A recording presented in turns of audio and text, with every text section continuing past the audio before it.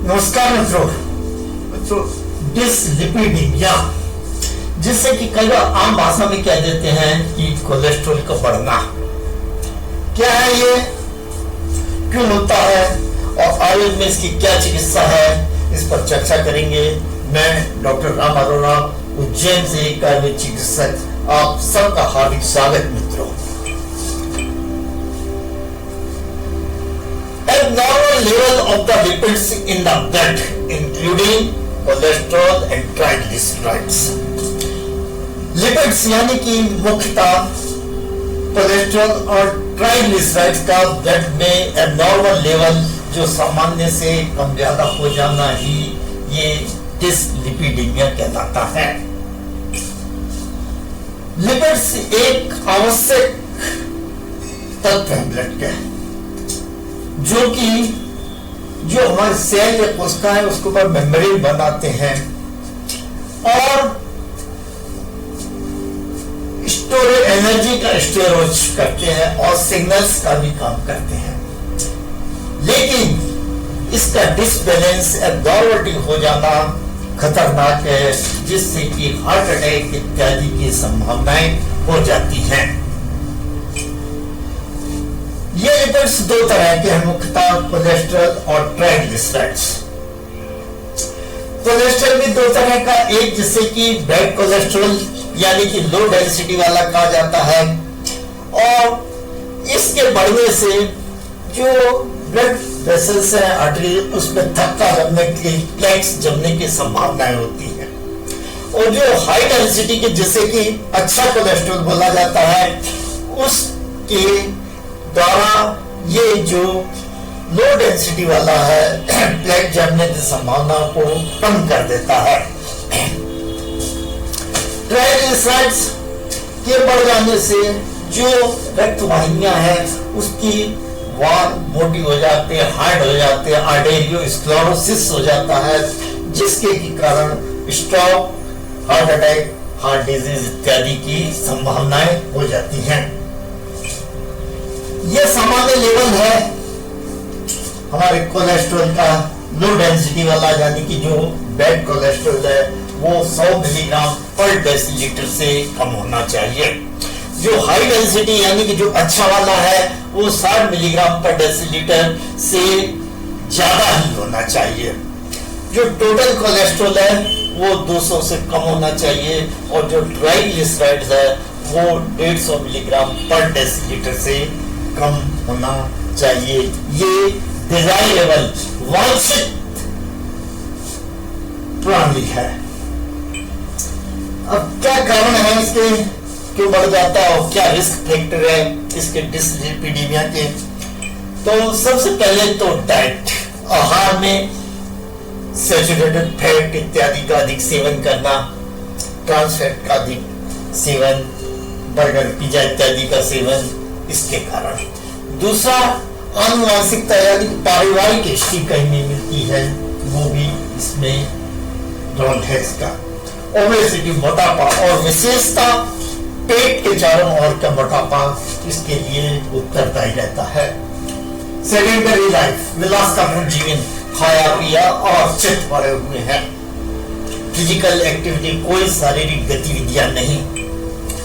कुछ बीमारियां जैसे कि हाइपोथायराइडिज्म, डायबिटीज, किडनी इत्यादि के कारण भी ये डिसलिपिडीमिया हो जाता है। कुछ दवाइयों के भी साइड इफेक्ट से ये होता है, और लाइफ स्टाइल, बिगड़ी हुई लाइफ स्टाइल, जैसे कि अत्यधिक धूम्रपान करना, अत्यधिक शराब पीना आदि। इसके क्या लक्षण है, कैसे रोगी को मालूम पड़ेगा कि मुझे डिसलिपिडीमिया है? तो प्राय कोई लक्षण नहीं होता रोगी को, लेकिन बाद में छाती में दर्द, हार्ट अटैक, स्ट्रोक इत्यादि होने की संभावनाएं रहती हैं। कैसे इसका डायग्नोसिस करेंगे, कैसे पता करेंगे?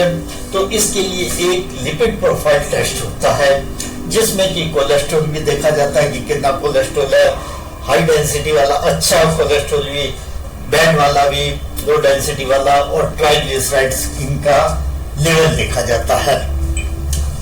आयुर्वेद के अनुसार ये कफ दोष की विकृति के कारण है, जैसे कि ट्रांसफेरेट आदि आपको बताया, कफ दोष बढ़ते हैं, उससे मेद धातु की विकृति हो जाती है और खास इसका कारण है अग्नि मंदता, जठराग्नि की मंदता हो जाना। आयुर्वेद की चरक संहिता के सूत्र स्थान में अत्यंत वर्णन अच्छा है, सुंदर वर्णन दिया गया है कि ये मेद धातु क्यों विकृत होती है। उसके लिए ये बता, तेलीय, भारी, ठंडे, मीठे पदार्थों का अत्यधिक सेवन, नींद अधिक लेना, अधिक सोना, शारीरिक गतिविधियों की कमी, आराम और विलासितापूर्ण जीवन, ये मेदोधक्ति यानी कि कोलेस्ट्रॉल का बढ़ जाना। मैनेजमेंट कैसा? सबसे पहले डाइट मॉडिफिकेशन, हैवी भारी आहार, तेलीय आहार का अवॉइड करना, लाइफ स्टाइल में मॉडिफिकेशन करते हुए नियमित रूप से एक्सरसाइज, योग, व्यायाम इत्यादि करना, और कुछ हर्बल रेमेडीज हैं जो कि आप अपने भोजन में भी शामिल कर सकते हैं, जिससे कि कोलेस्ट्रॉल लेवल, लिपिड्स का लेवल नॉर्मल बना रह सकता है। इसमें हल्दी, हरिद्रा, पुनर्नवा, तितली, मुस्ता, अश्वगंधा, लहसुन, काली मिर्च, अदरक, गुगुल, अर्जुन, जो कि हार्ट अटैक में हार्ट के रोगियों के लिए भी अत्यंत उपयोगी है, और कुछ आयुर्वेदिक फॉर्मुलेशन है जैसे कि त्रिशूलादिलो, त्रिकटु चूर्ण, त्रिफला चूर्ण, आरोग्यवर्णी, व्यसादिवटी, कांचनार, गुगुल इत्यादि, जिन्हें कि आप अपने मुस्ता, अश्वगंधा, लहसुन, काली मिर्च, अदरक, गुगुल, अर्जुन, जो कि हार्ट अटैक में हार्ट के रोगियों के लिए भी अत्यंत उपयोगी है, और कुछ आयुर्वेदिक फॉर्मुलेशन है जैसे कि त्रिशूलादिलो, त्रिकटु चूर्ण, त्रिफला चूर्ण, आरोग्यवर्णी, व्यसादिवटी, कांचनार, गुगुल इत्यादि, जिन्हें कि आप अपने चिकित्सक से परामर्श के द्वारा ले सकते हैं। सामान्यतः त्रिफला आमन की, हरित की, विविध की से निर्मित, और त्रिकटु चूर्ण जो कि सौंफ, पिपली, काली मिर्च से निर्मित है, जो कि मोटापा, पुराना सर्दी, जुकाम, भूख न लगना आदि अनेक रोगों में अत्यंत उपयोगी है। आयुर्वेद के पंचकर्म, शारीरिक शुद्धि, डिटॉक्सिफिकेशन अत्यंत उपयोगी इसके लिए।